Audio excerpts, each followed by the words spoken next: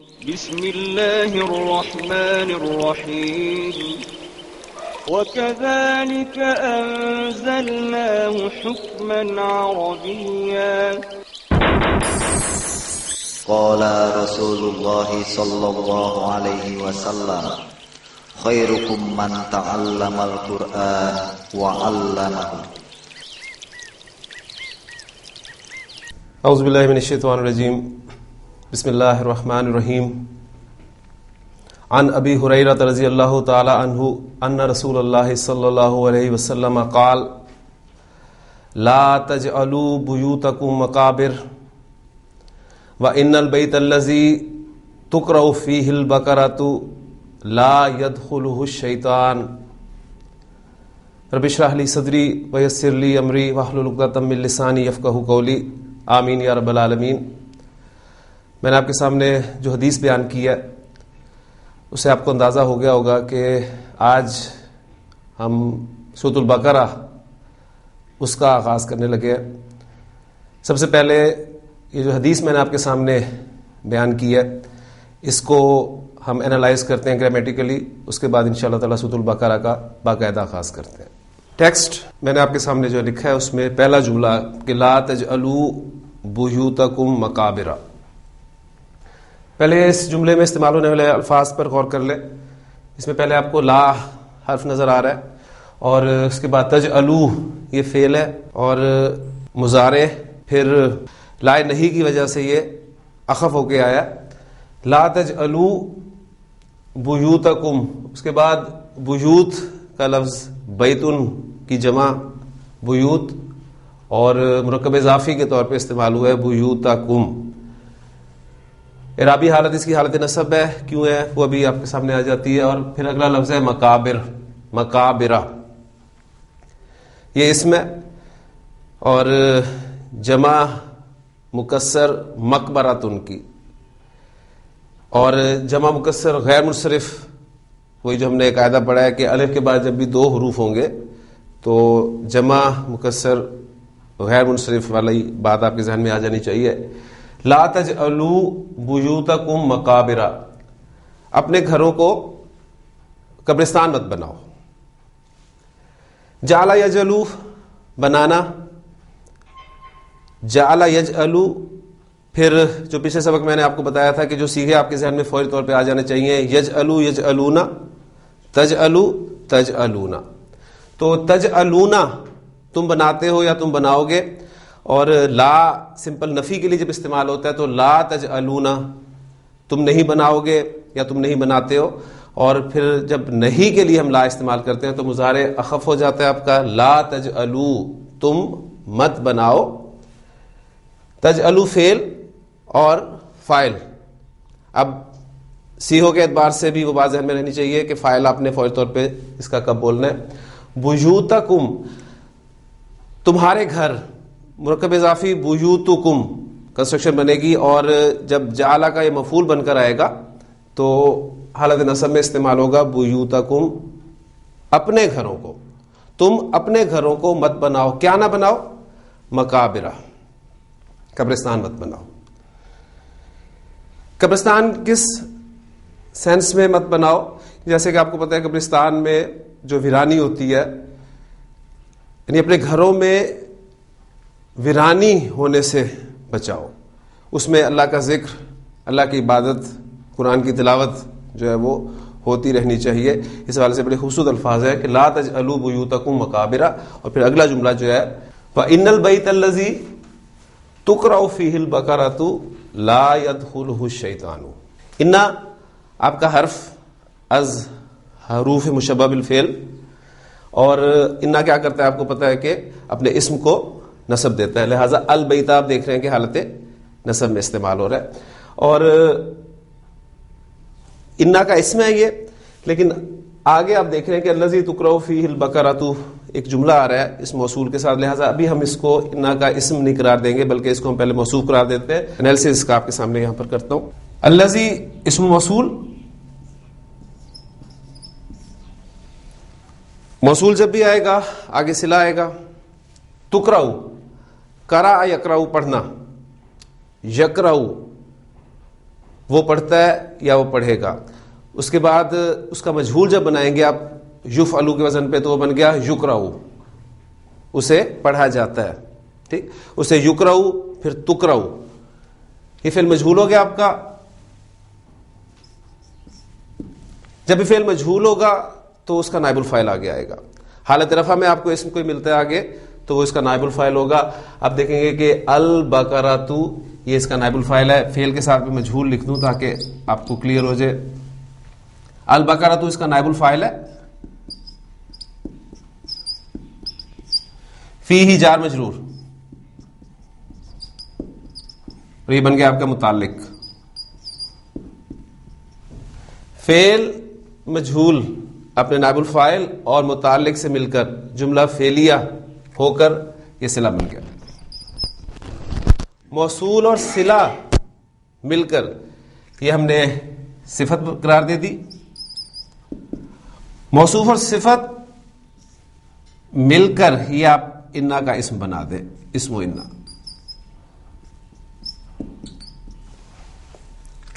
اس کے بعد انا کی خبر آتی ہے جملے میں.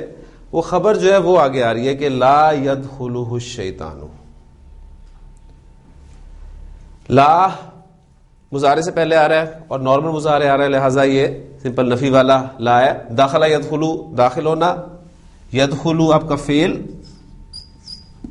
اور فاعل آپ دیکھیں آگے حالت رفع میں آپ کو نظر آ رہا ہے الشیطان، اس کا فاعل ہو گیا.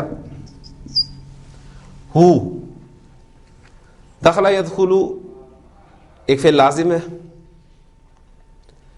اس کے بعد یہ ہو کو ہم یہاں پر کیا لیں گے؟ مفعول لیں گے، لیکن کون سا مفعول؟ مفعول فی. تو فعل اپنے فاعل اور مفعول سے مل کر جملہ فعلیہ ہو کر یہ بن گئی خبر انا. انا اپنے اسم اور خبر سے مل کر جملہ اسمیہ بن گیا. جو انا کا اسم ہے اس میں ایک بات جو ہے وہ الذی اسم موصول کے حوالے سے ہمیشہ ذہن میں آپ کے رہنی چاہیے، عائد. اب اس میں مجھے بتائیے کہ عائد کون سی ہے؟ یعنی الذی تقرأ فیہ البقرۃ، یعنی الذی فیہ میں جو ضمیر آپ کی ہا کی ضمیر ہے یہ عائد ہے. ٹھیک ہے، جو کہ الذی کی طرف لوٹ رہی ہے. اب اس کا ترجمہ اگر آپ اپنے سامنے رکھنا چاہتے ہیں تو مفہوم کچھ اس طرح بنے گا کہ اپنے گھروں کو قبرستان مت بناؤ، اور بے شک وہ گھر جس میں البقرہ پڑھی جاتی ہے، سورۃ البقرہ پڑھی جاتی ہے، لا يدخلہ الشیطان، شیطان اس میں داخل نہیں ہوتا. تو سورۃ البقرہ کہ بہت سے فضائل آپ کو مختلف احادیث میں ملیں گے. تو باقاعدہ ہم اس کا آغاز کرتے ہیں سورۃ البقرہ کا. اعوذ باللہ من الشیطان الرجیم. الف لام میم ذالک الکتاب لا ریب فیہ ھدی للمتقین. صدق اللہ العظیم. پہلی آیت سورۃ البقرہ کی الف لام میم حروف مقطعات پر مشتمل ہے، اور حروف مقطعات ان حروف کے ساتھ کوئی لغوی یا نحوی بحث جو ہے وہ وابستہ نہیں ہے، ذہن میں رکھیے گا. البتہ ان کے تلفظ کے بارے میں جو ہے وہ کچھ ذکر کرنا ضروری ہے. آپ جانتے ہیں کہ ہمارے حروف الہجا جو ہے یہ مورب ہے. دو ٹرمز آپ کے سامنے آنی چاہیے اعراب کے حوالے سے. ایک اسم یا تو مورب ہوگا یا پھر مبنی ہوگا. مورب میں پھر فردر ڈویژن ہے اس کی منصرف اور غیر منصرف کی. تو مورب ہے، مراد کیا ہے؟ حروف الہجا آپ کے مورب ہے کہ آپ انہیں کیسے پڑھیں گے؟ الفن، لامن، میمن. کیونکہ حضور کی وہ حدیث بھی آپ کے ذہن میں فوری طور پہ آ جانی چاہیے جس میں آپ نے فرمایا کہ من قرأ حرفا من کتاب اللہ، جس نے اللہ کی کتاب میں سے ایک حرف بھی پڑھا، فلہ حسنۃ والحسنۃ بعشر امثالھا. لا اقول الف لام میم حرف ولکن اقول الف حرف ولام حرف ومیم حرف. حضور نے فرمایا کہ جس نے اللہ کی کتاب میں سے ایک حرف بھی پڑھا اس کے لیے 10 نیکی ہیں. اور پھر آپ نے فرمایا کہ میں الف لام میم کو ایک حرف نہیں کہتا، بلکہ الف ایک حرف ہے، لام ایک حرف ہے اور میم ایک حرف ہے. اس حوالے سے ہم انہیں پڑھ رہے ہیں الفن، لامن، میمن. لیکن جب آپ انہیں پڑھیں گے یہاں پر تو ذہن میں رکھیے گا کہ آپ اس طرح نہیں پڑھ رہے ان کو. یہاں پر آپ ان کو آخری حرف پر وقف کر کے پڑھ رہے ہیں، یعنی الف لام میم. اور پھر ان میں سے آپ کو لام اور میم پر مد نظر آ رہی ہے. اور مد کے حوالے سے قاعدہ آپ کو میں پہلے بتا چکا ہوں کہ آپ کے جو حروف مدہ ہیں، حروف مدہ آپ کے کون کون سے ہیں؟ الف سے پہلے زبر، یا سے پہلے زیر اور واو ساکن سے پہلے پیش. تو یہ حروف مدہ ہے. ان کے بعد جب بھی کوئی ساکن حرف آ جائے جو کہ اصل ہے مد کے لیے ذہن میں رکھیے گا، اور یا حمزہ آ جائے تو آپ مد کے ساتھ ان حروف کو پڑھتے ہیں. یا پھر آپ کے حروف لین، حروف لین آپ کے دو ہیں، واو اور یا. یعنی واو ساکن سے پہلے زبر آ جائے یا ساکن سے پہلے زبر آ جائے. ان کے بعد بھی اگر کوئی ساکن حرف ہو تو آپ ان پر مد کریں گے. اس لیے آپ دیکھیں گے کہ آپ کے حروف الہجا جو ہیں، اس میں آپ جب ان حروف کو پڑھتے ہیں تو یہ لام یعنی الف سے پہلے زبر ہے اور میم ساکن آپ پڑھ رہے ہیں. پھر اس کے بعد میم، یا ساکن سے پہلے زیر ہے اور میم ساکن پڑھ رہے ہیں، لہذا مد کر رہے ہیں. اس طرف عین. اب عین میں یا ساکن سے پہلے زبر ہے، حرف لین بن گیا اور اس کے بعد ساکن آ رہا ہے، لہٰذا آپ اس کو لمبا کر کے پڑھ رہے ہیں. اس لیے آپ دیکھیں گے سورہ مریم کی جو ابتدائی آیت ہے، یعنی کاف ہا یا عین صاد، اس کو آپ کس طریقے سے پڑھتے ہیں؟ کاف اس کو لمبا کر کے پڑھتے ہیں، ہا یا عین صاد اس طریقے سے آپ دیکھیں گے کہ سارے حروف مقطعات کو آپ نے کیسے پڑھنا ہے. تو یہ ان کے پڑھنے کے حوالے سے ایک چیز میں نے آپ کے سامنے رکھ دی ہے. ان کے معنی ہم نہیں جانتے تو ایک آیت جو ہے آپ کی سورۃ البقرہ کی الحمدللہ ہماری یہ مکمل ہوگی، الف لام میم. حروف مقطعات قرآن مجید کی 114 صورتوں میں سے 29 صورتوں کے شروع میں آیا ذہن میں. حروف الہجا کی تعداد کل کتنی ہے؟ 28 یا 29. یعنی وہ حمزہ کا جو ڈفرنس ہے اس کو اگر آپ سامنے رکھیں تو تعداد جو ہے وہ 28 بیان کی گئی ہے یا 29 کی گئی ہے. تو اس اعتبار سے 29 صورتوں کے آغاز میں حروف مقطعات استعمال ہوئے ہیں. اور پھر ان 29 یا 28 جو ہمارے حروف الہجا ہیں ان میں سے 14 حروف استعمال ہوئے ہیں حروف مقطعات کے طور پر. اب باقی اس کی ڈیٹیلز ہیں کہ کون کون سی صورتیں ہیں. یعنی بعض صورتوں کے شروع میں آپ کو ایک حرف جو ہے وہ ملے گا اور وہ 3 صورتیں ہیں آپ کی، سورہ قاف ہے، سورہ صاد ہے، سورہ نون ہے. اسی طرح 2 حروف بھی آئے ہیں، 3 حروف بھی آئے ہیں، 4 حروف بھی آئے ہیں. یہ ڈیٹیلز جو ہیں آپ وہ دیکھ سکتے ہیں. تو حروف مقطعات کے معنی کے حوالے سے میں بتا چکا ہوں کہ اس کے معنی ہم نہیں جانتے. اگلی آیت ہے ہماری ذالک الکتاب لا ریب فیہ ھدی للمتقین. اس میں ذالکہ کا لفظ جو استعمال ہوا ہے آپ کو پتہ ہے کہ اس میں اشارہ ہے، اور یہ اشارہ دور کے لیے آپ استعمال کرتے ہیں اور مذکر کے لیے استعمال کرتے ہیں. مؤنث کے لیے اشارہ کیا ہے؟ دور کا، تل کا. گرامر والے کہتے ہیں کہ اصل اشارہ جو ہے مذکر والا وہ ہے زا. پھر زا کے شروع میں آپ حرف تنبیہ ہا لگاتے ہیں تو وہ ہاذا بن جاتا ہے، اور اس زا کے آخر میں آپ حرف خطاب کاف لگاتے ہیں تو وہ زا کا بن جاتا ہے. تو اصل اس میں اشارہ جو ہے وہ زا ہے. زا سے شروع میں ہا لگ گیا تو وہ ہاذا بن گیا، اور کاف خطاب اینڈ پہ اگر لگ گیا تو آپ بن گیا زا کا. اور پھر مذکر اور مؤنث جو واحد کے اسماء اشارہ ہیں دور کے، ان میں آپ کاف خطاب سے پہلے لام بھی، جسے لام بودھ گرامر والے کہتے ہیں، وہ بھی آپ لگاؤ پائیں گے. یعنی ذاکا سے ذالکا، اور اسی طرح تلکا میں آپ دیکھتے ہیں وہ آپ کو لام بودھ جو ہے وہ لگا ہوا ملتا ہے. کاف خطاب کے حوالے سے ایک اہم بات ہے وہ آپ کے ذہن میں ہونی چاہیے کہ کاف خطاب جو ہے یہ بدلتا رہتا ہے. مخاطب کے اعتبار سے کاف خطاب آپ کا بدلتا رہتا ہے. مثلا بدلتا رہتا ہے کس سینس میں؟ آپ ذالکا، ذالکما، ذالکم، ذالکی، ذالکما، ذالکنا. تو یہ کافی خطاب ہے جو چینج ہو رہا ہے، بدل رہا ہے. آپ کو اس کی ایگزامپلس قرآن مجید میں ملیں گی.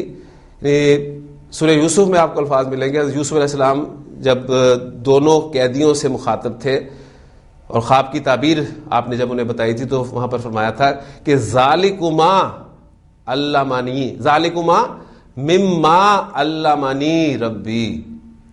اب یہ یعنی مخاطب اگر ایک ہے تو ذالکا، اگر دو ہیں تو ذالکما، اور اگر دو سے زیادہ ہیں تو پھر ذالکم. اسے قرآن مجید میں آیا ذالکم ربکم. پھر اگر مؤنث ہے تو ذالکی. سورہ مریم میں کیا الفاظ ہیں؟ کذالکی قال ربکی. حضرت جبریل علیہ السلام نے حضرت مریم سے یہی فرمایا تھا کہ کذالکی، ایسا ہی ہوگا، اس لیے کہ قال ربکی، تیرے رب نے کہا ہے.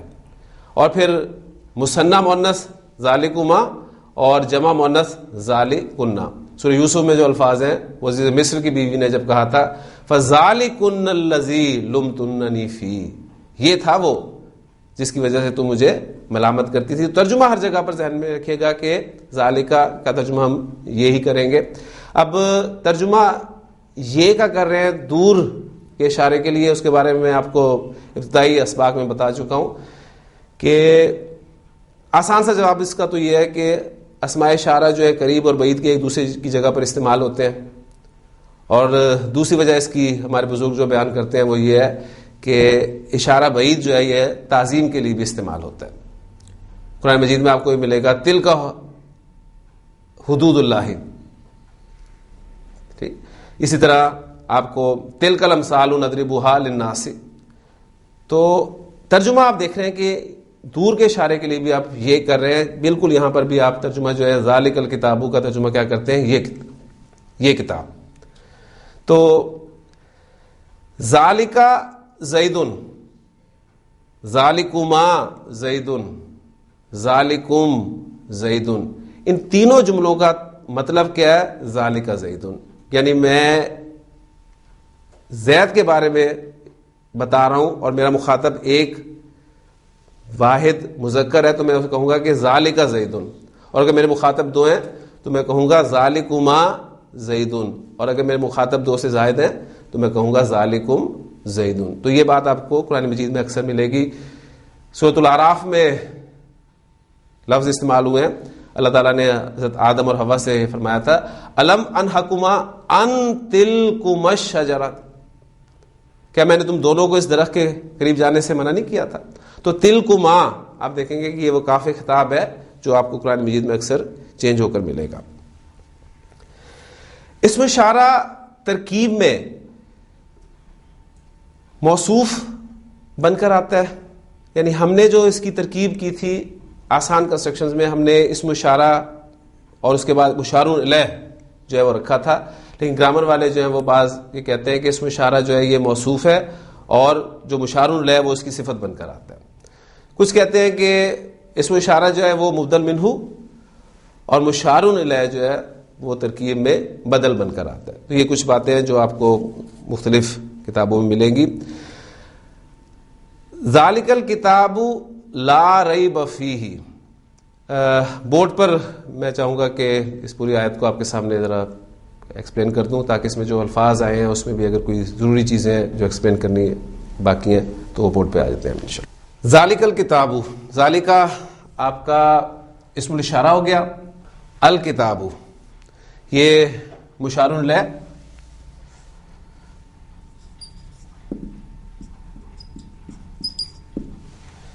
اس میں اشارہ اور مشار الیہ مل کر ہم اسے بنا دیتے ہیں مبتدا.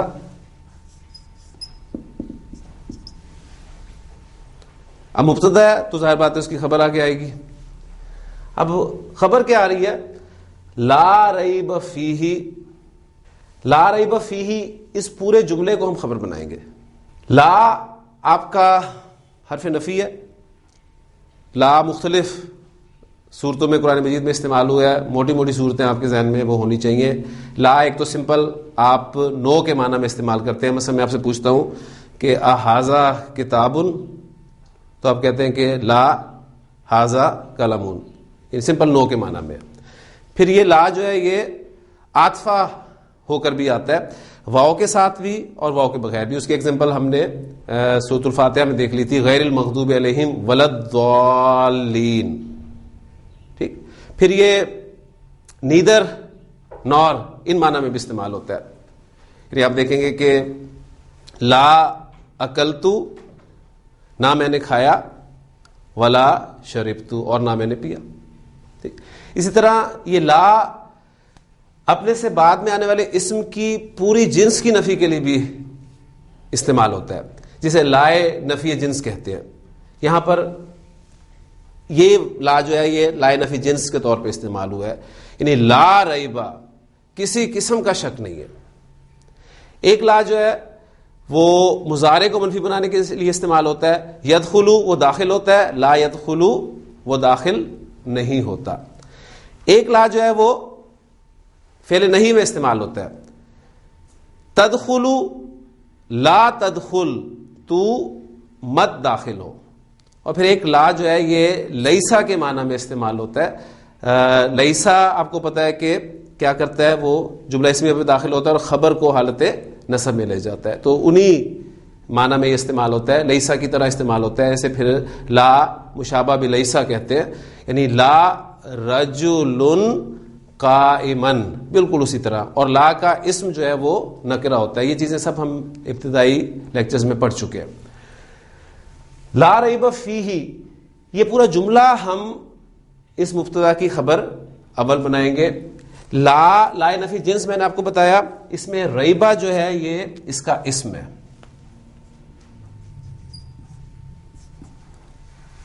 اسم لا، اور فیہ جار مجرور، یہ خبر لا. لا اپنے اسم اور خبر سے مل کر جملہ اسمیہ ہو کر یہ بن گیا خبر، اور اس کو ہم خبر اول قرار دے دیں گے. ذالک الکتاب لا ریب فیہ، یہ کتاب لا ریب فیہ ہے، یعنی یہ وہ کتاب ہے جس میں کسی قسم کا شک نہیں ہے. فیہ، اس سے پہلے آپ کو 3 نقطے اور فیہ کے بعد آپ کو 3 نقطے لکھے ہوئے ملیں گے. یہ معانقہ کہلاتے ہیں، اور اس سے مراد کیا ہوتا ہے کہ آپ ان میں سے کسی ایک جگہ پر رک سکتے ہیں، دونوں پہ رکنا صحیح نہیں ہے. یا تو آپ یہاں پر رک جائیں یا پھر آپ یہاں پر رک جائیں. ہم یہاں پر رک رہے ہیں.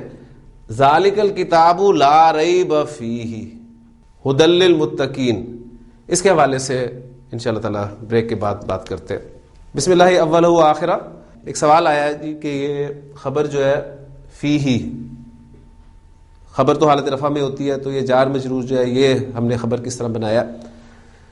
تو آپ کو پچھلے لیکچرز میں سے کسی لیکچر میں میں نے بتایا تھا کہ جار مجرور اصل میں یہ متعلق ہوتے ہیں، اور کسی چیز کے متعلق ہوں گے. جب خبر موجود نہیں ہوتی تو خبر کی غیر موجودگی میں جار مجرور کو ہم قائم مقام خبر بنا دیتے ہیں. یعنی شبہ جملہ والی ٹرم جو ہم نے استعمال کی تھی اس کو ذہن میں لے آئے. پچھلے لیکچرز میں آپ کو یہ بات انشاءاللہ تعالی مل جائے گی. تو ریبہ یہ لا کا اسم ہے، اور فیہ یہ شبہ جملہ، جار مجرور شبہ جملہ ہو کر خبر بنی ہے، اور لا اپنے اسم اور خبر سے مل کر جملہ اسمیہ ہو کر خبر اول ہم نے اس کو قرار دے دیا. ذالک الکتاب لا ریب فیہ، یہ کتاب لا ریب فیہ ہے. اس کے بعد آگے آپ دیکھ رہے ہیں لفظ آ رہا ہے ہدن. یہ ہا دال یا مادہ سے لفظ بنا ہے. ہدا یہدی، ہدن ہدایتن، یہ 2 مصدر ہیں اس کے. ہدن لفظ جو ہے یہ فعلن کے وزن پر ہے. اس مادے کو فعلن کے وزن پہ ڈالیں تو آپ کا بن گیا ہدایون. ہدایون کی حالت نصب لکھیں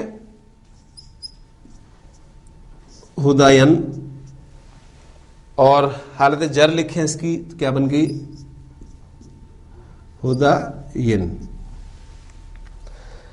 ہدایون ہداین ہداین، ان کو کھول دیں، کھول کے لکھیں گے تو یعنی تنوین شو کر دیں اس کی. یہ آپ کا بن گیا ہدایون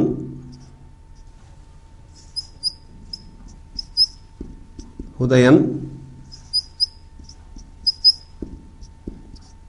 ہداین. حرف علت پر حرکت ہو پیچھے زبر ہو تو ہم قاعدہ پڑھ چکے ہیں کہ اس کو پھر حرف علت کو الف میں چینج کر دیا جاتا ہے. یہ آپ کا بن گیا ہدان، یہاں کو میں نے الف میں چینج کر دیا ہے. یہ کیا بن گیا ہدان، اور یہ کیا بن گیا ہدان. اور پھر اگر بعد میں ساکن ہو تو اس الف کو ڈراپ کر دیا جاتا ہے. اس کو میں ڈراپ کر دوں تو یہ آپ کا بن گیا ہدن، یہ بن گیا ہدن، یہ بن گیا ہدن. اب اس کو میں پھر بند کر کے لکھ رہا ہوں تو کیسے لکھوں گا ہدن. اب چونکہ مادے میں یا تھی لہذا پھر میں یا بھی لکھوں گا تاکہ پتہ چلے کہ اس کا مادہ جو ہے ہا دال یا تھا. ہدن، یہ آپ کا ہدن اور یہ آپ کا ہدن. تو ہدن کا لفظ مبنی اسم نہیں ہے، ذہن میں رکھیے گا. یہ مبنی کی طرح استعمال ہوتا ہے. حالت رفع میں بھی ہدن ہے، نصب میں بھی ہدن ہے، جر میں بھی ہدن ہے. یہ بات آپ کے ذہن میں رہے گی تو انشاءاللہ تعالی سورۃ البقرہ میں آگے آپ ایک آیت میں دیکھیں گے کہ وہاں پر یہ حالت جر میں لفظ استعمال ہوا ہے اور اسی شکل میں استعمال ہوا ہے. یہاں پر کس حالت میں استعمال ہو رہا ہے؟ اب ہم اسے خبر بنانا چاہ رہے ہیں ذالک الکتابو کی، لہذا ہم اسے حالت رفع میں شو کریں گے. اس کے بعد آ رہا ہے للمتقین. لام آپ کا حرف جار اور متقین، یہ اسم آپ کے سامنے آ رہا ہے المتقین. پھر اس کی حالت رفع جو ہے کیا بنے گی المتقون. اور المتقون اس کو الف لام کے بغیر آپ کیسے پروناؤنس کریں گے متقون. اور متقون کا واحد کیا استعمال ہوگا؟ وہ ہوگا متقن. اب یہ بالکل پچھلے سبق میں جو ہم نے مسلن ورڈ پڑھا تھا اس کے حوالے سے بات آپ کے سامنے آئے گی. میں اس کا مادہ بھی اور وہ لفظ بھی آپ کے سامنے یہاں پر بیان کر دیتا ہوں. واو کاف یا مادہ ہے اس کا، اور باب افتعال اس سے یہ جب استعمال ہوتا ہے تو نارمل افتعال یفتعلو کے وزن پہ بنے گا افتقیا یوتقیو، افتقیا یوتقیو. ہم نے باب افتعال کے خصوصی قواعد میں ایک بات یہ پڑھی تھی کہ جب بھی مثال آپ کا باب افتعال میں آتا ہے تو واوی جو ہے اس میں آپ اس واو کو تا میں چینج کر دیتے ہیں اور پھر دو تا اکٹھی ہو جاتی ہیں، جس کے بعد پھر آپ ان دونوں تا کو مرج کر دیتے ہیں. یعنی اس میں واو کو میں سب سے پہلے تا میں چینج کروں گا، اتقیا، اور پھر دونوں تا کو مرج کر دوں گا تو لفظ کیا بن جائے گا اتقیا. اور یہاں پر بھی یتقیو، اتقیا یتقیو. اور پھر ناقص کے قواعد جب اپلائی ہوں گے تو یا پر زبر ہے، یا پر حرکت ہے، پیچھے زبر ہے تو آپ اس کو اتقا اس طرح لکھتے ہیں. یا پر پیش ہو پیچھے زیر ہو تو یا ساکن ہو جاتی ہے. یہ آپ کا بن گیا یتقی، اتقا یتقی. وقا یقی، واو کاف یا مادہ جب ثلاثی مجرد میں استعمال ہوتا ہے وقا یقی، یعنی کون سا باب ہے؟ باب ضرب یضرب سے، تو اس کے معنی ہوتے ہیں بچانا. اور یہی مادہ جب باب افتعال میں آئے گا اتقا یتقی اتقاءً تو اس کے معنی ہوں گے بچنا. اسم الفاعل ہم بنانا چاہتے ہیں تو اسم الفاعل ثلاثی مزید فی واو سے آپ کو پتہ ہے کس سے بنتا ہے؟ مضارع کے پہلے صیغے سے بنتا ہے، اور مضارع کا پہلا صیغہ میرے پاس ہے یتقی.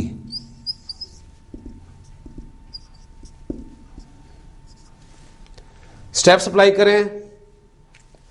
علامت مضارع ہٹا کر میم پیش والا لگا دیں.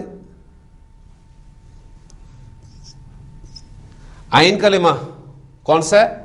قاف، اسے دے زیر، پہلے ہی ہے لیکن ہم قاعدے کو اپلائی کرنے کے لیے یہاں پر زیر لگا رہے ہیں. اور لام کلمہ پر تنوین لگا دیں. یہ آپ کا بن گیا متقیون. متقیون، مسلیون پچھلی دفعہ پڑھا تھا تو وہاں پر کیا ہوا تھا، اس کی تنوین کو ہم نے کھولا تھا متقیون، یہاں پر ضمہ بھاری تھا اس کو ساکن کیا تو کیا بن گیا متقن، یعنی یا ڈراپ بھی کر دیا پھر دو ساکن اکٹھے ہوئے تو یا ڈراپ ہو گیا تو آپ کا لفظ جو ہے بن گیا متقن.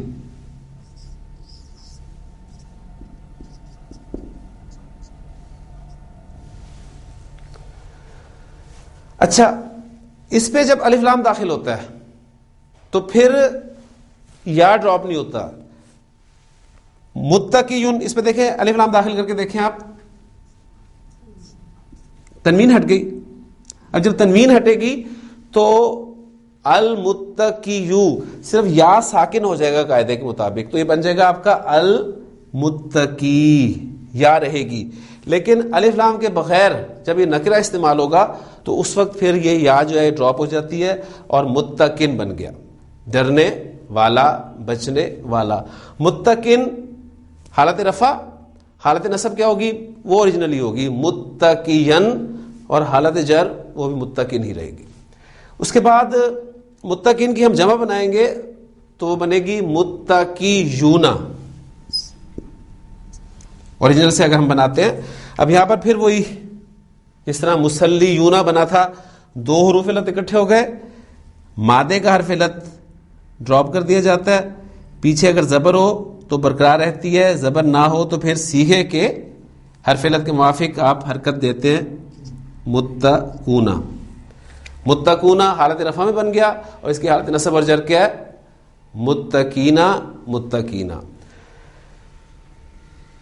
المتقینا، لام جارہ جب الف لام والے اسم کے ساتھ استعمال ہوتا ہے تو ہم نے پڑھا تھا کہ اس الف لام والے اسم کا، یعنی اس الف لام کا حمزہ، حمزۃ الوصل جو ہے وہ لکھنے سے بھی، کتابت سے بھی ڈراپ ہو جاتا ہے. لہذا للمتقین میں آپ دیکھ رہے ہیں کہ حمزۃ الوصل الف کی صورت میں بھی لکھا ہوا آپ کو نظر نہیں آ رہا، تو یہ قاعدہ ہم پڑھ چکے ہیں. ہدن للمتقین، للمتقین کو ہم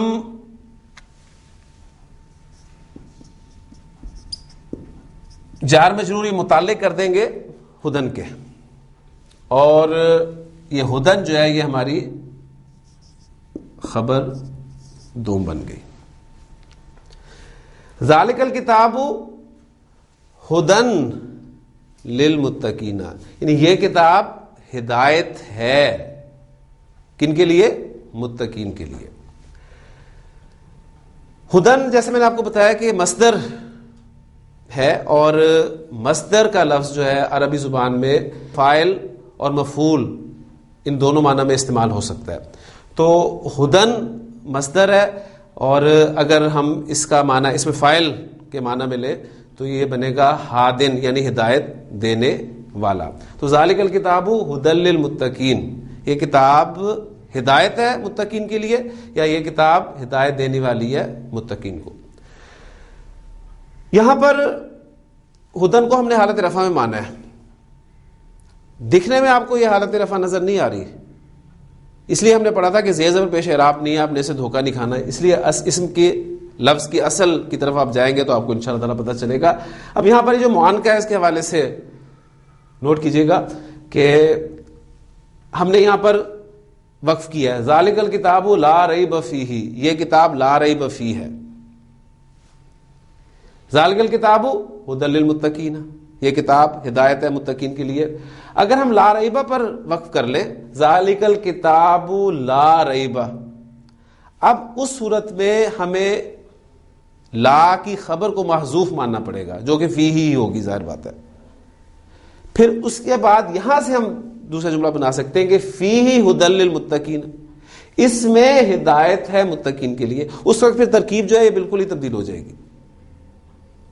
پھر اس میں فی ہی کو ہم یعنی جار مجرور متعلق کو ہم نے مقدم کر دیا، خبر مقدم کے طور پہ لے آئیں گے تو وہ ترکیب جو ہے بالکل تبدیل ہو جائے گی. لیکن آسان ترکیب یہی ہے کہ ذالک الکتاب آپ اشارہ اور مشار الیہ کو مبتدا بنا دیں اور اس کی خبر لا ریب فیہ ایک بنا دیں اور ھدی للمتقین اس کی خبر دوسری بنا دیں. جار مجرور جو ہے یہ ایک اہم پوائنٹ یہاں پر میں آپ کو بتانا چاہتا ہوں. آپ اکثر بکس میں پڑھیں گے کہ جار مجرور جملے میں کسی نہ کسی چیز کے متعلق ہوتے ہیں اور گرامر والے کہتے ہیں کہ 8 چیزوں میں سے کسی ایک کے متعلق ہو سکتے ہیں. وہ 8 چیزیں کیا ہیں میں بورڈ پہ آپ کے سامنے لکھ دیتا ہوں. جار مجرور فعل کے متعلق ہو سکتے ہیں، مصدر کے متعلق ہو سکتے ہیں،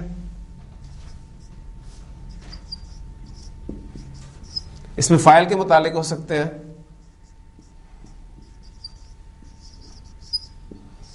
اس میں مفعول کے متعلق ہو سکتے ہیں،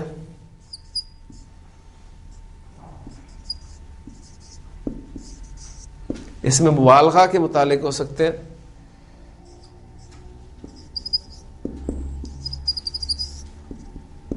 صفت مشبہ کے متعلق ہو سکتے ہیں،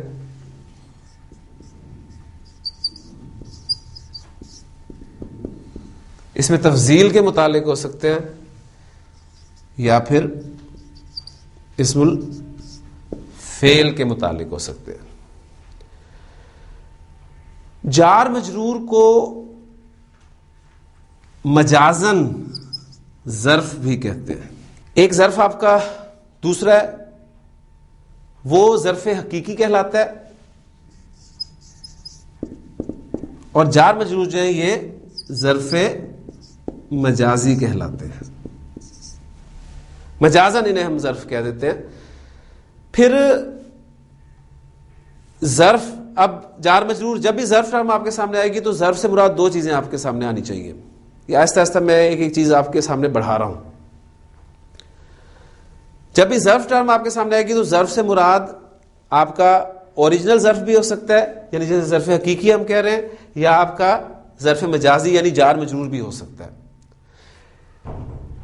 ظرف کسی نہ کسی سے متعلق ہوگا اور وہ 8 چیزوں میں سے کسی نہ کسی سے متعلق ہو سکتا ہے. اگر تو ظرف کا متعلق اور متعلق لام کی زیر اور لام کے زبر کے ساتھ اسم الفاعل اور اسم المفعول کا فرق آپ کے ذہن میں ہونا چاہیے. جس چیز کے متعلق جس چیز سے کنیکٹڈ ہوگا اسے ہم متعلق کہیں گے. یعنی یہ سب جو ہیں یہ متعلق ہے اور ظرف یہ متعلق کہلائے گا. اگر تو ظرف کا متعلق جملے میں موجود ہو، ذکر کیا جائے، تو گرامر والے اسے کہتے ہیں کہ یہ ظرف لغو ہے. یعنی آپ کو میں چاہ رہا ہوں کہ آپ اب جب بڑی کتابیں پڑھیں تو اس میں جب یہ ٹرمز آپ کے سامنے ہیں تو اس وقت آپ کو کوئی پریشانی نہ ہو. یعنی ظرف کا متعلق اگر جملے میں موجود ہے تو گرامر والے کہتے ہیں یہ ظرف لغو ہے، وہی کہہ کے گزر جاتے ہیں. اور عام پڑھنے والا جو ایسی پریشانی میں رہتا ہے کہ یہاں لغو سے کیا مراد ہے. تو جب بھی ظرف لغو آپ کے سامنے ٹرم آئے گی تو اس کا مطلب ہے کہ متعلق جو ہے وہ جملے میں موجود ہے. اور اگر ظرف کا متعلق جملے موجود نہ ہو تو پھر گرامر والے کہتے ہیں کہ یہ ظرف مستقر، وہ جو استقرہ فعل کے حوالے سے بات آپ کے سامنے آئی تھی، یہ وہ ظرف مستقر ہے. تو یہ 2 ٹرمز جو آپ نے سامنے ضرور رکھنی ہے، ظرف لغو، ظرف مستقر. اب یہ ھدی للمتقین، ہم نے للمتقین جار مجرور کو یعنی ظرف کو کس کے متعلق قرار دیا ہے؟ یعنی ھدن کے متعلق. یعنی ہم عام نارملی اسے ہم پہلے پڑھ کے آئے ہیں کہ یہ متعلق خبر ہے. ٹھیک، تو متعلق خبر سے مراد کیا؟ اب یہاں پر متعلق خبر ہونا کیا ہے؟ یعنی ھدن کا لفظ آپ کا مصدر ہے تو یہ اس کے متعلق ہے. لا ریب فیہ ہم نے جملے کو خبر بنایا ہے اور ہم پڑھ چکے ہیں جب بھی جملے کو آپ جوڑیں گے پیچھے تو اس جملے میں عائد ہونا ضروری ہے. یہاں پر عائد کون ہے؟ فیہ، اس میں جو ہا کی ضمیر ہے وہ عائد ہے. تو عائد اس کا آپ نے جو ہے وہ ذہن میں ہمیشہ رکھنا ہے. اس کے بغیر جملہ آپ جوڑ نہیں سکتے. اگر جملہ خبر بن رہا ہے مبتدا سے جوڑ رہے ہیں تو اس جملے میں عائد ضرور ہونی چاہیے جو مبتدا کے مطابق ہو. تو یہ ہا کی ضمیر جو ہے کس طرف جا رہی ہے؟ یہ کتاب کی طرف جا رہی ہے. ذہن رکھیں. ایک سوال جو ہے وہ یہ آیا تھا کہ گرامر کی بکس میں ضمائر کی تقسیم جو ہے وہ ایک دوسرے انداز میں آپ کو ملتی ہے. یعنی وہ گرامر والے جو ہیں وہ 5 کی تقسیم کرتے ہیں ضمائر کی. ہم نے جبکہ ضمائر کے 2 چارٹ صرف پڑھے تھے تو ان 5 کی تقسیم کو ہم ان 2 چارٹس میں کیسے اس کے ریکنسائل کیسے کر سکتے ہیں, اس حوالے سے میں چاہوں گا کہ آپ کے سامنے آج ایک تصویر رکھ دوں تاکہ آپ کو آئندہ جو ہے کبھی بھی ضمائر کے حوالے سے پریشانی نہ ہو. پہلی بات یہ نوٹ کریں کہ ہم نے جو ضمائر کے 2 چارٹس پڑھے تھے وہ 2 چارٹس تھے. ایک تھا حالت رفع والا چارٹ اور ایک تھا حالت نصب اور جر والا چارٹ. تو یہ 2 چارٹس ہم نے پڑھے تھے.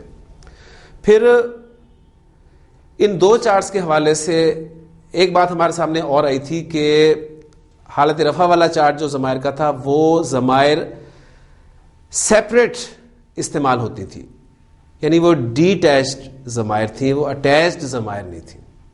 اور جو نصب اور جر والا چارٹ تھا وہ آپ کے سیپریٹ ضمائر نہیں تھے بلکہ وہ آپ کے اٹیچڈ ضمائر تھے. لہٰذا ہم نے اس چارٹ کو بھی آپ کو یاد ہوگا اٹیچڈ لفظ کے ساتھ کیا تھا کہ اٹیچڈ ہو ہما ہم, اٹیچڈ ہا ہما ہننا, اٹیچڈ کا کما کم, اٹیچڈ کی کما کننا, اٹیچڈ یا اور اٹیچڈ نا. تو یہ 2 باتیں آپ کے سامنے آ گئی کہ حالت رفع والا ایک چارٹ حالت نصب اور جر والا, اور دوسری بات یہ کہ ضمائر یا تو اٹیچڈ ہیں یا سیپریٹ ہیں. اب ان باتوں کو ملا کر گرامر والے ضمائر کی 5 اقسام بیان کرتے ہیں. وہ 5 اقسام میں اب آپ کے سامنے بورڈ پر لکھنے لگاؤں. نمبر 1 وہ کہتے ہیں ضمیر مرفوع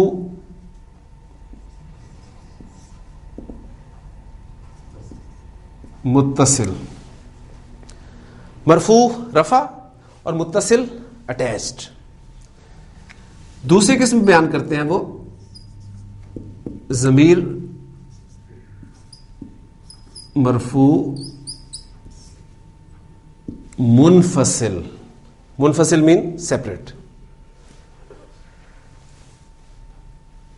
ضمیر مرفوع متصل بھی ہے اور منفصل بھی ہے. تیسری کیٹیگری وہ بیان کرتے ہیں ضمیر منصوب متصل. چوتھی کیٹیگری ضمیر منصوب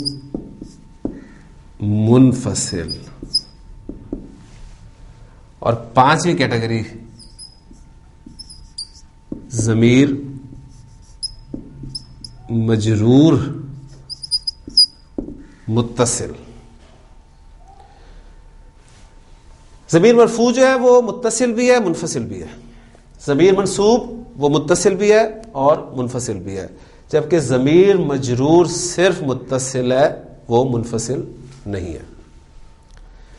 اب یہ 5 اقسام آپ کو گرامر کی بکس میں ملیں گی ضمائر کے حوالے سے.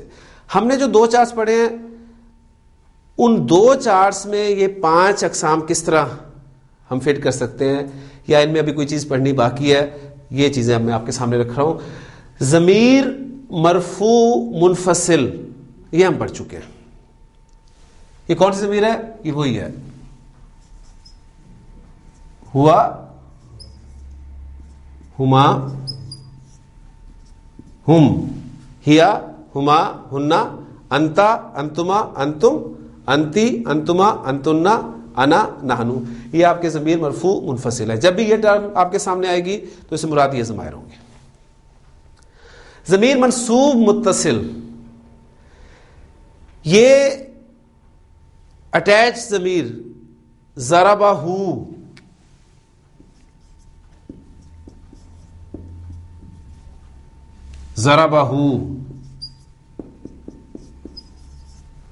ضربہما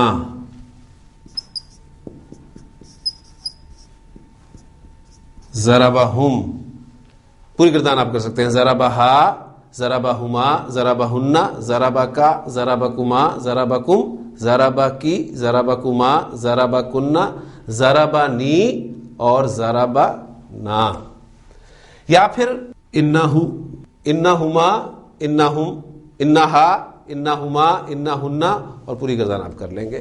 تو ضمیر منصوب متصل جو ہے یہ آپ دیکھ رہے ہیں فعل کے ساتھ بھی استعمال ہو رہی ہے اور حرف کے ساتھ بھی استعمال ہو رہی ہے. ضمیر مجرور متصل اب جو ہم پڑھ چکے ہیں اسے ہم ٹک کر لیں. پہلے ضمیر مرفوع منفصل ہم نے پڑھ لی ہے, ضمیر منصوب متصل ہم نے پڑھ لی ہے, ضمیر مجرور متصل یہ ہم پڑھنے لگے ہیں اور ہم پڑھ چکے ہیں پہلے. مراد کیا ہے؟ یعنی آپ نے جو مرکب اضافی میں دیکھا تھا نا, کتابہ,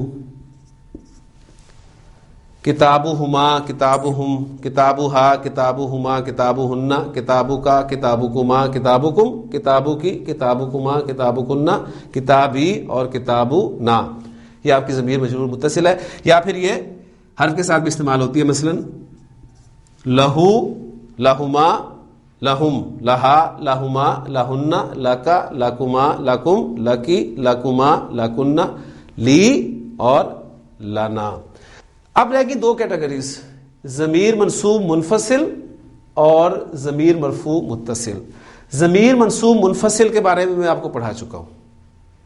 آپ کو یاد ہوگا جب ہم نے سورۃ الفاتحہ کی وہ آیت کی تھی کہ ایاک نعبد و ایاک نستعین, اس میں یہ ایاک یہ کیا تھی؟ گرامر والے اس ضمیر کو ضمیر منصوب منفصل گنتے ہیں, یعنی وہ ایاہو, ایاہما, ایاہم, ایاہا, ایاہما, ایاہن, ایاکا, ایاکما, ایاکم, ایاکی, ایاکما, ایاکن, ایایا اور ایانا. تو یہ چوتھی کیٹیگری بھی ہم نے پڑھ لی. اب صرف ایک کیٹیگری بچی ہے, ضمیر مرفوع متصل. یہ ایک نئی چیز آپ کے سامنے آج آئے گی اور اس کو میں چاہتا ہوں کہ یہ ہم ذرا اچھے طریقے سے سمجھ لیں, کیونکہ آئندہ اب جب بھی ہم فعل کے حوالے سے بات کریں گے تو ضمیر مرفوع متصل والا ٹاپک جو ہے آپ کے ذہن میں ہمیشہ رہنا چاہیے. پہلی بات یہ نوٹ کریں کہ ضمیر منصوب متصل وہ آپ کی فعل کے ساتھ بھی استعمال ہو سکتی ہے اور حرف کے ساتھ بھی استعمال ہو سکتی ہے. ضمیر مجرور متصل وہ آپ کی اسم کے ساتھ بھی استعمال ہو سکتی ہے اور حرف کے ساتھ بھی استعمال ہو سکتی ہے. ضمیر مرفوع متصل, بات ہم کریں متصل کی, منفصل کو ہم نے سائڈ پہ کر دیا ہے. ضمیر مرفوع متصل یہ صرف فعل کے ساتھ استعمال ہوتی ہے. بہت اہم بات ہے یہ کہ ضمیر مرفوع متصل یہ صرف فعل کے ساتھ استعمال ہوتی ہے. فعل کی بات جب بھی آئے گی تو فعل کی زمانے کے اعتبار سے دو اقسام جو ہیں وہ آپ کے ذہن میں ہونی چاہیے, یعنی فعل ماضی اور فعل مضارع. میں ایک فعل کی ایگزامپل آپ کے سامنے رکھتا ہوں, یعنی ضرب یضربو, ماضی مضارع, اور اس میں انشاءاللہ تعالی اس ٹاپک کو کور کرنے کی کوشش کروں گا. ضربہ فعل سے ماضی کی گردان آپ کے سامنے ہے. ضربہ, ضربا, ضربو, ضربت, ضربتا, ضربنا, ضربتا, ضربتما, ضربتم, ضربتی, ضربتما, ضربتن, ضربتو, ضربنا. ہم نے جب فعل کی گردان پڑھی تھی تو میں نے آپ کو بتایا تھا کہ اس گردان میں ہر صیغہ مکمل طور پر ایک جملہ فعلی ہے اور کوئی بھی فعل فاعل کے بغیر نہیں ہو سکتا. اور فاعل ہر صیغے میں ایک ضمیر کی شکل میں چھپا ہوا ہے. یعنی ہم نے کہا تھا کہ ضربہ میں ہوا چھپا ہوا ہے, اس میں ضربہ میں ہما, ضربو میں ہم, اسی طرح ہیا, ہما, ہننا, انتا, انتما, انتم, انتی, انتما, انتن, انا اور نحنو. یہ ہم نے کہا تھا کہ یہ فاعل جو ہیں وہ چھپے ہوئے ضمیر کی صورت میں. گرامر والے کہتے ہیں کہ صرف پہلا صیغہ اور چوتھا صیغہ اس میں تو ضمیر چھپی ہوئی ہے. یعنی جو ضربہ ہے یہاں پر وہ کہتے ہیں جی ٹھیک ہے ہوا کی ضمیر چھپی ہوئی ہے, اور ضربت جو ہے یہاں پر ہیا کی ضمیر چھپی ہوئی ہے. باقی 12 صیغوں میں ضمیر چھپی ہوئی نہیں ہے بلکہ ضمیر ظاہر ہے. کون سی ظاہر ہے؟ وہ کہتے ہیں یہ جو الف نظر آ رہا ہے یہ ضمیر ہے اور یہ اس کا فاعل ہے. یہ ضربو میں جو آپ کو واو نظر آ رہا ہے یہ ضمیر ہے اور یہ اس کا فاعل ہے. اس میں تو ہیا کی ضمیر چھپی ہوئی ہے. تا کو وہ کہتے ہیں یہ ضمیر نہیں ہے بلکہ تا یہ علامت تانیث ہے. ضربا تا, یہاں پر الف ضمیر کی صورت میں ظاہر ہے. ضربنا اس میں نون یہ ضمیر کی صورت میں ظاہر ہے. ضربتا تا ضمیر، تما ضمیر، تم ضمیر، تا یہ ہے تو لفظ تی لیکن گرامر والے ایسے بھی تا ہی بولتے ہیں. یہ تا یعنی حروف ہجا کے طور پہ. تما تنا، پھر تا نرتو نا، یعنی وہ کہتے ہیں کہ یہ ان کے فاعل ہے. اب میں ان تمام ضمائر کو اگر الگ چارٹ میں لکھوں تو دیکھیں ہوا اور ہیا یہ چھپے ہوئے ہیں، جبکہ باقی جو ہیں الف واو الف نون پھر تا تما تم تی تما تنا تو اور نا. وہ کہتے ہیں کہ یہ ہر صیغے میں ضمائر جو ہیں یہ فاعل بن کر آ رہے ہیں، اور جو ضمیر چھپی ہوئی ہوگی جیسے کہ ہوا اور ہیا کی ضمیر چھپی ہوئی ہے تو اس حوالے سے دو کیٹیگری ضمائر کی وہ اور بیان کرتے ہیں. وہ کہتے ہیں جو ضمیر چھپی ہوئی ہے وہ کہلاتی ہے ضمیر مستتر. ضمیر مستتر.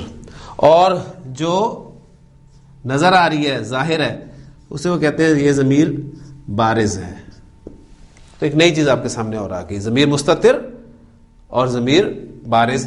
تو پہلے اور چوتھے صیغے میں ماضی کی گردان میں ضمیر مستتر ہے اور باقی 12 صیغوں میں ضمیر بارز ہے. ضربتا زیدن، ضربتا فعل اور تا ضمیر اس کا فاعل، یعنی گرامر والے پھر اس طرح بیان کرتے ہیں. اب ہم نے کیا کہا تھا؟ ہم نے کہا تھا انتا اس کا فاعل. وہ صرف سمجھانے کے لیے تاکہ آپ کو ایک چیز جو ہے وہ سمجھ میں آ جائے. اب چونکہ الحمدللہ ایڈوانس لیول ہم پڑھ رہے ہیں، یعنی ہم یہ کہہ سکتے ہیں کہ اب ہم بڑے ہو گئے، تو اب ہم اس کو اس طور پہ سمجھیں گے کہ ضربتا زیدن، اس جملے میں ضربتا ضربہ فعل اور تا ضمیر مرفوع یہ اس کا فاعل ہے اور زیدن یہ اس کا مفعول ہو گیا. اس طرح اگر ہو ضربتی ضربتی زیدن تو ضربہ فعل اور تا ضمیر اس کا فاعل اور زیدن مفعول. اور اگر جملہ ہو ضربتو زیدن تو ضربہ فعل اور تا ضمیر اس کا فاعل. اب تا تی اور تو کو تا ہی بولتے ہیں. وہ کہتے ہیں کہ اگر آپ ان کا نام پرٹیکولر لینا چاہتے ہیں تو تا پیش والی جو ہے اس کو آپ تون ضمیر کہہ سکتے ہیں، تون. تا زیر والی ضمیر جو ہے اس کو آپ تیون ضمیر کہہ سکتے ہیں، اور تا زبر والی ضمیر جو ہے اس کا نام اب اگر آپ لینا چاہتے ہیں تو تا ان ضمیر اس کا نام لے سکتے ہیں. تو یہ ان کے پرٹیکولر نام ہو جائیں گے، ورنہ آپ تا بھی کہہ دیں تو یہ کفایت کرے گا. گردان کی 2 اقسام گرامر والے بیان کرتے ہیں. اب جو چیز میرے ذہن میں آتی جا رہی ہے میں آپ کے سامنے بیان کرتا جا رہا ہوں. یہ گردان جو ضربہ سے لے کے ضربنا تک شروع ہو رہی ہے، گرامر والے کہتے ہیں کہ یہ گردان یہ صرفی گردان ہے جو 3rd پرسن سے شروع ہوگی اور 1st پرسن تک جائے گی. ایک گردان ہوتی ہے نحوی گردان، وہ بولتے ہیں نحوی گردان جو ہے وہ 1st پرسن سے شروع ہوتی ہے اور 3rd پرسن تک جاتی ہے. یعنی نحوی گردان اگر کوئی کہے کہ جی ضربہ سے نحوی گردان کریں تو آپ کہیں گے جی ضربتو ضربنا، ضربتا ضربتما ضربتم ضربتی ضربتما ضربتنا، ضربا ضربا ضربو ضربت ضربتا ضربنا، یہ نحوی گردان ہے. اور صرفی گردان جو ہے وہ 3rd پرسن سے آپ شروع کریں گے، ضربا ضربا ضربو ضربت ضربتا ضربنا ضربتا ضربتما ضربتم ضربتی ضربتما ضربتنا ضربتو ضربنا. تو گردان کا ایک ڈفرنس صرفی اور نحوی وہ بھی میں نے آپ کے سامنے رکھ دیا. تو ماضی کی گردان جو بھی آپ کے سامنے آئے گی کسی بھی فعل سے، اس میں 2 ضمائر جو ہیں وہ آپ کے مستتر ہے اور 12 ضمائر جو ہیں وہ آپ کے بارز ہیں. تو یہ ضمائر جو ہیں یہ ضمیر مرفوع متصل کہلاتی ہے. ماضی گردان کے حوالے سے آپ کے سامنے آ گیا. مضارع کے حوالے سے اب میں آپ کے سامنے اس بات کو رکھتا ہوں. پھر مضارع گردان یضربو یضربانی یضربونا تضربو تضربانی یضربنا تضربو تضربانی تضربونا تضربینا تضربانی تضربنا اضربو نضربو. یا جس طریقے سے ہم نے یاد کی تھی آسانی کے تحت وہ طریقہ کیا تھا؟ یضربو تضربو تضربو اضربو نضربو یضربانی تضربانی تضربانی تضربانی یضربونا یضربنا تضربونا تضربنا تضربینا. یعنی ہم نے آسانی کے لیے اس کو طریقے کو اختیار کیا تھا، ورنہ طریقہ جو اصل طریقہ گردان کا ہے وہ بالکل اسی طریقے سے جس طرح ماضی گردان جو بولتے ہیں ہاریزونٹلی آپ بولیں گے یضربو یضربانی یضربونا تضربو تضربانی یضربنا. اب مضارع کی گردان میں ضمیر مستتر اور ضمیر بارز کے حوالے سے گرامر والے بیان کرتے ہیں کہ آپ کے یضربو تضربو تضربو اضربو اور نضربو ان 5 صیغوں میں ضمیر مستتر ہے. یعنی کون سی ہے؟ میں اگر آپ کے سامنے لکھوں یضربو میں ہوا، تضربو میں ہیا، تضربو میں انتا، اضربو میں انا اور نضربو میں نحن. یعنی یہ 5 صیغوں میں ضمیر مستتر ہے. باقی جو صیغے ہیں وہ کتنے؟ 1 2 3 4 5 6 7 8 اور 9 صیغوں میں ضمیر بارز ہے. اب وہ بارز وہ کون سی ہے؟ یضربانی میں وہ کہتے ہیں الف کی ضمیر، اسے تضربانی میں بھی الف الف الف. اس گردان کو سامنے رکھیے گا. یضربونا میں واو، یضربنا میں نون، تضربونا میں واو، تضربنا میں نون اور تضربینا میں یا. یہ آپ کے ضمائر بارز ہیں. اب سوال پیدا ہوتا ہے کہ یہ جو نون تھے یہ کہاں گئے؟ یہ آپ کو پتا ہے کہ نون جب ہم مضارع کو خفیف کرتے ہیں یا اخف کرتے ہیں تو یہ نون ڈراپ ہو جاتا ہے. مثنیٰ میں سے نون ڈراپ ہو جاتا ہے، جمع مذکر ان میں سے نون ڈراپ ہو جاتا ہے اور واحد مؤنث میں سے نون ڈراپ ہو جاتا ہے. تو جو نون ڈراپ ہو جاتا ہے وہ نون اعرابی کہلاتا ہے. گرامر والے کہتے ہیں کہ نون اعرابی نون ہے. اور وہ نون جو ڈراپ نہیں ہوتا مضارع خفیف اور اخف کرتے ہوئے وہ 2 آپ کو پتہ ہے صیغوں میں ہوتا ہے. وہ دونوں جمع مؤنث کے صیغے ہیں، یعنی یضربنا اور تضربنا. یہ نون جو ہے یہ نون نسوہ کہلاتا ہے. تو یہ ٹرمز بھی آپ کے سامنے جو ہے وہ آنی چاہیے. تو کوشش میں نے کی ہے کہ آپ کو ضمائر مرفوعہ متصلہ جو ہیں وہ بتا دی جائیں. ماضی گردان میں بھی آپ کے سامنے وہ آگے ہیں، یعنی ماضی گردان میں صرف 2 ضمائر جو ہیں وہ آپ کے مستتر ہے، باقی 12 بارز ہیں. جبکہ مضارع کی گردان میں آپ کے 5 ضمائر جو ہیں یہ مستتر ہے اور باقی 9 جو ہیں وہ بارز ہیں. تو اب جب بھی آپ کے سامنے کوئی صیغہ آئے گا، مثلا آ جاتا ہے آپ کے سامنے یضربونا، تو اب آپ اس کا جب انالیسس کریں گے تو اب آپ نے اس کا انالیسس اس طریقے سے کرنا ہے کہ یضربونا میں یضربو فعل اور واو اس کا فاعل ہے. یعنی ہم کہتے آئے تھے پہلے کہ ہم اس کا فاعل ہے، اس لیے جب ہم جملہ فعلیہ کو کنورٹ کرتے تھے جملہ اسمیہ میں تو کیا باہر نکالتے تھے؟ ہم کو باہر نکالتے تھے. اب ظاہر بات ہے جب ہم اسے نکالنا چاہتے ہیں تو اب یہ تو متصل ضمیر ہے نا، اس کو ہم باہر کیسے نکالیں؟ اس کو جب باہر نکالیں گے تو پھر اس کو منفصل کر کے باہر نکالنا پڑے گا. تو طریقہ کار آپ کہہ لیں کہ بات وہی ہے، بس طریقہ مختلف ہے. بات آسانی سے سمجھ میں آنی چاہیے، اس لیے ہم نے وہ آسان طریقے کو اختیار کیا تھا. اب چونکہ آپ مزید آگے بکس پڑھنی ہے، گرامر کی بکس بھی آپ پڑھیں گے مزید، یا قرآن مجید کا گرامیٹیکل انالیسس عربی زبان میں اگر آپ پڑھنا چاہیں تو اس کی بھی بکس موجود ہیں، وہاں بھی آپ کو یہ چیزیں ملیں گی. تو وہاں پر آپ کو یہ ہماری جو ابتدائی کورس میں ٹرمز استعمال کی گئی ہیں وہ نہیں ملیں گی آپ کو. کوشش ہم نے یہ کی تھی کہ آسانی زیادہ سے زیادہ پیدا کی جائے تاکہ بات جو ہے جلدی سمجھ میں آ جائے، لیکن ٹیکنیکل ٹرمز جو ہیں وہ یا مختلف جو ایڈوانس چیزیں ہیں وہ بھی آپ کے سامنے آنی چاہیے. اس لیے میں نے اس ٹاپک کو آپ کے سامنے یہاں پر رکھ دیا. تو میں امید کرتا ہوں کہ اب یہ ٹاپک الحمدللہ ہمارا ضمائر کے حوالے سے مکمل ہو گیا. سورۃ البقرہ کی اگلی آیت جو ہے 3 آیت اس پہ انشاءاللہ تعالیٰ اگلے سبق میں ہم بات کریں گے۔ قرآن مجید کی صورتوں کو ہمیں پڑھتے رہنا چاہیے۔ اس حوالے سے حضور کی اس حدیث کو ہمیشہ ذہن میں رکھے کہ آپ سے نے جو فرمایا کہ اپنے گھروں کو قبرستان مت بناؤ، اور جس گھر میں بھی سورۃ البقرہ پڑھی جاتی ہے اس میں شیطان داخل نہیں ہوتا۔ اللہ تعالیٰ مجھے بھی اس پر عمل کرنے کی توفیق عطا فرمائے اور آپ کو بھی اس پر عمل کرنے کی توفیق عطا فرمائے۔ سبحانک اللہم و بحمدک، اشہد ان لا الہ الا انت، استغفرک و اتوب الیک۔ قال رسول الله صلى الله عليه وسلم خيركم من تعلم القرآن وعلمه